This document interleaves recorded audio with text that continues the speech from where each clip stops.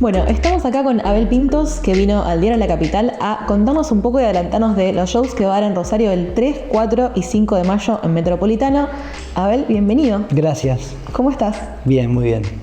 Me alegro. Bueno, muchas gracias por estar acá, por acompañarnos en nuestro estudio acá en La Capital. Si te parece, hablemos un poco del show con el que vas a venir a Rosario, Amores y Rarezas. Uh-huh.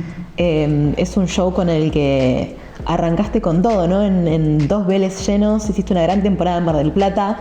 Es un show que entiendo tiene un elemento muy masivo, ¿no? Por el tipo de shows que das, pero a la vez también creo que tu repertorio y tu impronta tiene cierta cosa íntima todavía. Sí, es cierto. Bueno, la relación con el público, independientemente del tamaño de los lugares donde podamos hacer conciertos, el tipo de relación que tenemos es una relación muy cercana. Entonces, en definitiva, hemos comprobado que sea en una sala mediana o pequeña de capacidad o sea en un estadio, la cercanía no se pierde. Tiene más que ver con la forma en la que yo comparto mi música y la forma en que el público también recibe esa música y la comparte también a su manera conmigo. Por lo demás, Amores y Rarezas comenzó siendo una idea en mi cabeza de gira por salas pequeñas, de hecho en formato acústico. Es decir, yo tenía una cosa muy íntima en la cabeza y esto de repasar canciones que se habían hecho muy populares en distintas épocas, pero que no correspondían a mi repertorio, entonces nunca las había cantado. Claro. Eran más que nada colaboraciones que había hecho con artistas locales y de otros países que habían sido muy exitosas, a tal punto que había mucha gente que pensaba que esas canciones eran mías. Claro. Entonces, en esa intención de querer hacerles mi versión, todo estaba pensado en un contexto mucho más íntimo. Cuando empezamos a trabajar en el concierto, naturalmente se empezó como a correr la bola, digamos, de que íbamos a hacer un recital, y empezamos a darnos cuenta de que la dimensión se ponía cada vez más grande. Dijimos, bueno, vamos a tener que ir a un estadio. Y entonces fue que decidimos hacer la función en Vélez, después se pudo agregar otra función. Y por eso cuando estuvimos de cara al verano, entonces aproveché, ya que el Teatro Tronador de la ciudad de Mar del Plata es un teatro, es nuestro, es nuestra casa. Entonces dije, bueno, ahí me voy a dar el gusto de hacer este formato en aquella idea un poco más íntima, de alguna manera, de contexto. Funcionó muy bien, y entonces antes de que mi año de conciertos termine, que iba a ser para mayo más o menos, para después dedicarme a otras cosas, quise salir por lo menos a 2 ciudades, como en este caso Rosario y Córdoba. Muy bien, qué bueno que tenemos entonces la fortuna de estar en esa gira. Me decías, bueno, qué es lo que constituye las rarezas, ¿no?, de este formato, y cómo elegiste esos amores, ¿no?, esos clásicos de tu repertorio, que es bastante amplio. ¿Cómo fue ese momento de mirar en perspectiva tu carrera y decir, armo un show con estos temas?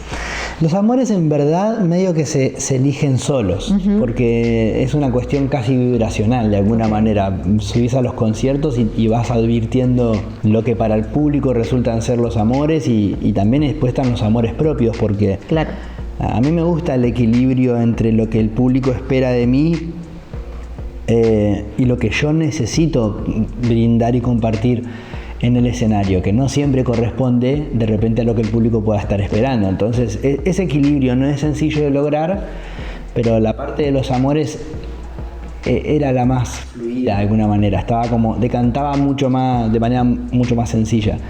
El contexto a los amores, esto de las rarezas, y que las rarezas puedan también emparentarse a lo que es la parte de los amores, eso sí era un desafío un poco más grande, porque tampoco, o sea, las rarezas tenían que corresponder, ahí fue muy intuitivo la verdad, porque tenían que responder, no corresponder a estas canciones de las que hablé antes, pero también a canciones, antes le llamábamos las que están más adentro del disco, ¿no? A canciones que a lo mejor de repente grabé una canción con Cani García, que es una canción que a mí me gusta mucho y que tuvo mucho éxito, pero no tuvo el éxito que tuvo, por ejemplo, la canción que grabé con La Oreja de Van Gogh. Claro. Porque esa canción lo que hizo fue trascender los públicos, o sea, rebasó al público de La Oreja de Van Gogh y a mi público, y llegó a otro montón de público, ¿no? En cambio, la canción con Cani fue un éxito más dentro de nuestro público. Claro. El público que me sigue a mí quiere mucho la canción, también el que la sigue a Cani, pero de repente hay otro montón de público que va a mis conciertos, que no necesariamente es un público que me sigue como a rajatabla, ¿no? Van a grandes eventos, van cada tanto. Entonces, la canción con Cani tenía que ser una canción para estar dentro del repertorio que corresponda al concepto de rarezas, pero que tampoco lo deje tan afuera al que no está conectado con la música de Cani, ¿no? Entonces, esa fue la parte un poco más desafiante. ¿Sentís que tu show ya convoca, ¿no?, esta cosa doble de público, de la gente que te sigue de siempre y un público como que se va renovando, ¿no?, que va apareciendo? Te escuché decir que también después de la pandemia sentiste como una especie de aparición de un nuevo público que llegó a tu música y que también está yendo a tus shows. Sí. Y también es encontrar el equilibrio en brindarles canciones para todos ellos, ¿verdad? Sí, lo siento, me doy cuenta. Bueno, el año que viene yo cumplo 30 años dentro de la música, entonces eso sucede y eso es un hecho. Hoy mis conciertos son multigeneracionales o especialmente multigeneracionales, de la misma forma en que yo de 5 o 6 años a esta parte tengo 3 hijos, claro, también los tienen las personas que cuando yo era un niño eran niños también, digamos, ¿no? Entonces, y claro, de repente uno de mis hijos, la más grande, ya tiene 16, ya es una persona que elige ir a sus conciertos.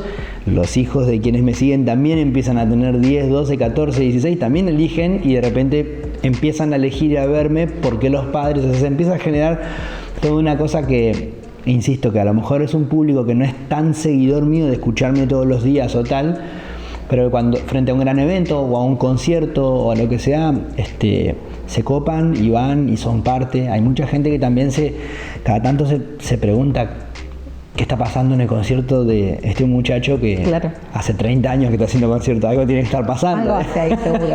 Algo pasa. Es divertido. A mí me gusta mucho que pase eso también, porque todas esos condimentos hacen que los conciertos sean de un ambiente muy, muy relajado, ¿sabes? Claro. No hay una cosa muy... no hay algo que nos distancie tanto entre artista y público. La verdad es todo mucho más relajado y más conectado de alguna forma. Genial. Abel, el año pasado sacaste Alta en el Cielo, este disco de 8 versiones de canciones patrias junto a la Orquesta del Colón. Contame un poco qué motivó ese disco y después pasaron muchas cosas, ¿no?, a partir de eso, que quizás no esperabas que pasaran, como, bueno, no sé, cantar la canción, el himno junto a la selección, que esa versión del himno ya se vuelve una versión un poco más oficial en un montón de eventos. Eso, ¿qué te motivó y qué te sorprendió después de la repercusión de ese disco? Es un disco que de alguna manera traigo en mi cabeza desde que era muy niño y de que ni siquiera sabía si algún día lo iba a poder lograr, pero desde chico me gustaron mucho las canciones patrias. Me gustan como canciones, más allá del simbolismo patrio que fui comprendiendo también a lo largo de los años, ¿no?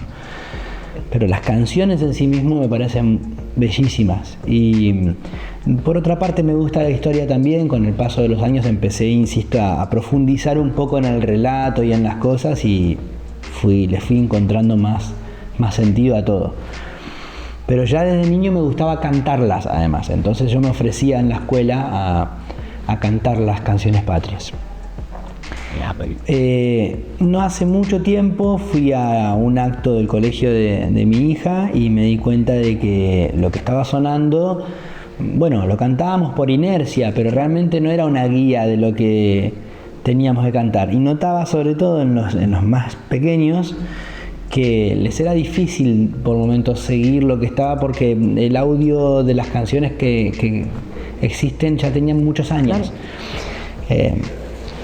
Entonces pensé en ese momento en que a lo mejor era buena idea hacer una revisión, sobre todo del audio, porque no es un disco con versiones.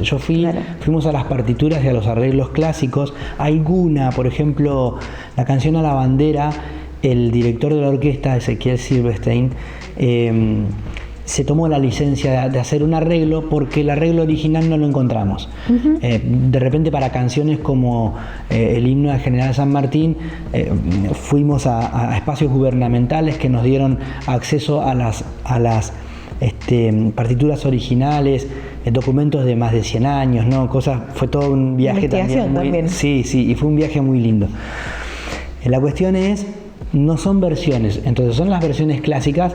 Lo que sí versionamos fue el audio. Claro. A mí el audio de orquesta militar siempre me parecía muy agudo y también que dificultaba después la escucha.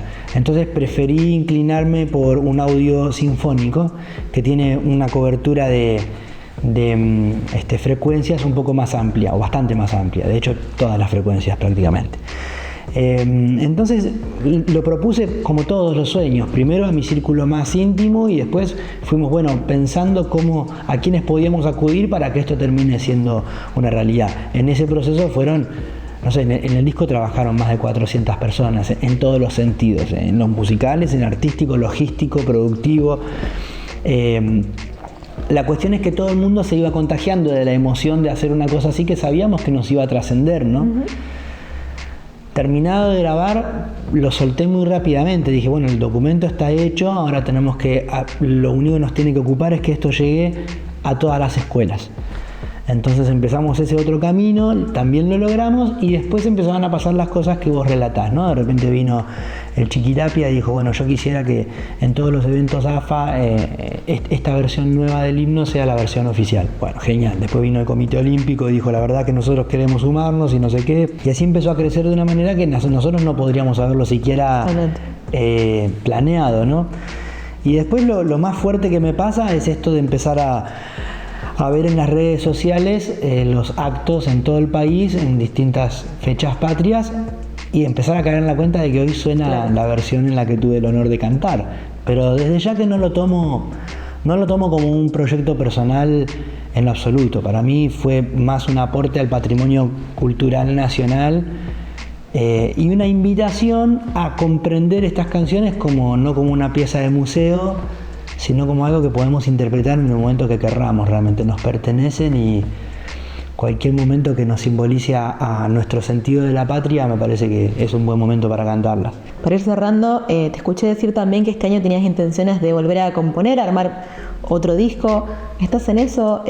Y también, y si no estás, digamos, y tenés intenciones de estarlo, ¿qué estéticas te interesa indagar en este momento de tu carrera también? Estoy trabajando en un disco.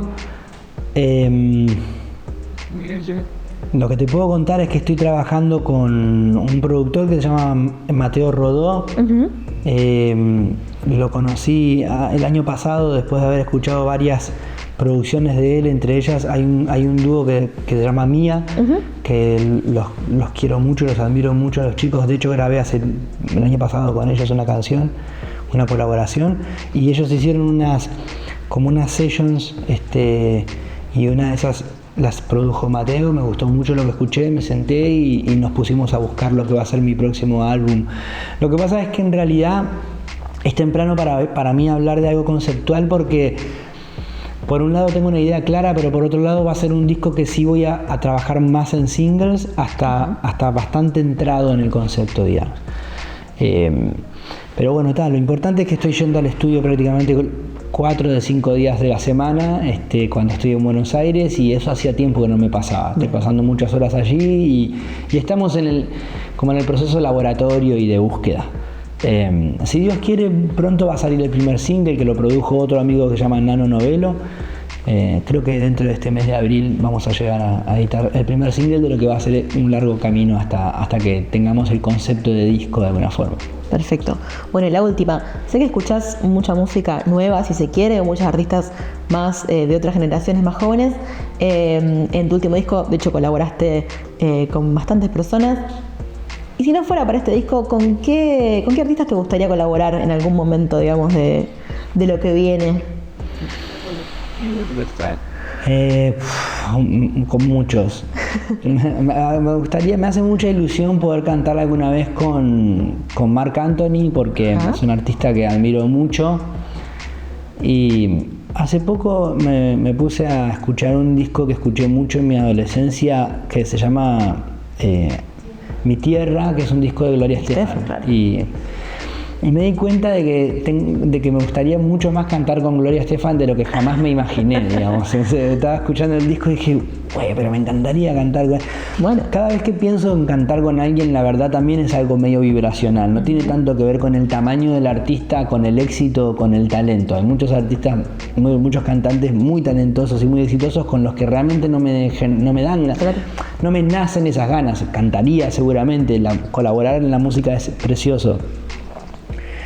Pero el deseo, incluso la parte cholula del deseo, es más vibracional, ¿viste? Hay artistas que lo logran y hay otros que no. Y me pasó con eso, con Gloria Estefan. La estaba escuchando y dije, nunca había prestado atención a esto de que realmente me gustaría. Así que ahora la sumo a mi lista de deseos.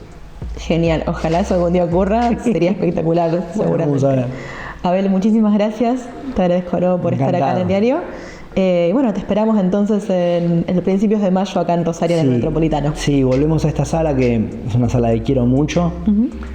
También es una sala curiosa en ese sentido, entra mucha gente, pero al mismo tiempo es como un teatro, entonces el clima es de mucha intimidad. Es 3, 4 y 5 de mayo, el 3 y el 4 están prácticamente agotados, el 5 es la nueva función y todavía quedan entradas. En Turbo Entrada creo que están las entradas. Apúrense porque las otras se agotaron, así que... Sí, queda la mitad de la sala, una cosa así. Bueno. Sí. Bueno, muchísimas gracias. Bueno, gracias a ustedes.